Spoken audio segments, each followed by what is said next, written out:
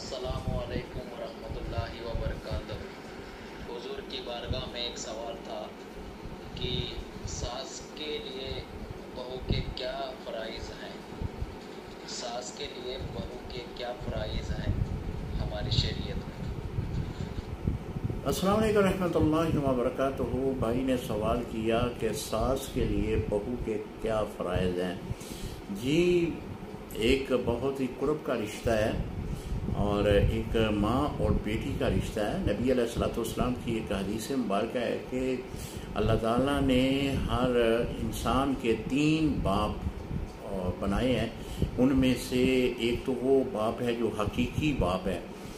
दूसरा, उस्ताद को आपने फरमाया कि जिससे इल्म हासिल किया जाता है वो भी रूहानी उस बाप है, लेकिन दर्जा उसको बाप का दिया गया। और तीसरा, जिसके यहाँ शादी की जाती है उसकी सास जो है वो माँ है और ससुर जो है वो बाप है। रिश्ता तो बहुत ही कुर्ब का रिश्ता है। अब सवाल ये है कि क्या बहू जो है उसको ये हक है शरीयत में कि वो अपने सास और बहू की अपना सास और ससुर की खिदमत करे। जी, शरीयत में अगरचे सिर्फ खामद की अतात का हुक्म है, लेकिन अखलाकी तौर पर अगर वो अपनी सास या ससुर की खिदमत करती है तो इसका उसके अजर बहुत ज़्यादा मिलेगा। वो सास जो है वो ससुर जो है जब भी उसको खुश होकर दुआ देंगे तो इसका असर वो दुनिया में भी देखेगी और आखिरत में भी देखेगी।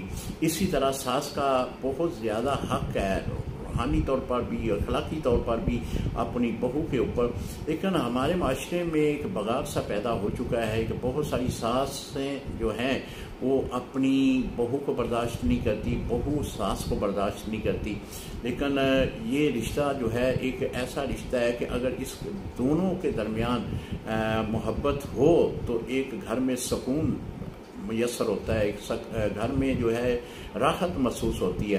तो लिहाजा ससुर को भी, सास ससुर को दोनों को चाहिए कि अपनी बहू के साथ मोहब्बत से पेश आएँ और बहू को भी चाहिए कि अपनी सास और ससुर के साथ मोहब्बत और अखलाक से पेश आए। अस्सलाम वालेकुम रहमतुल्लाहि व बरकातुहू।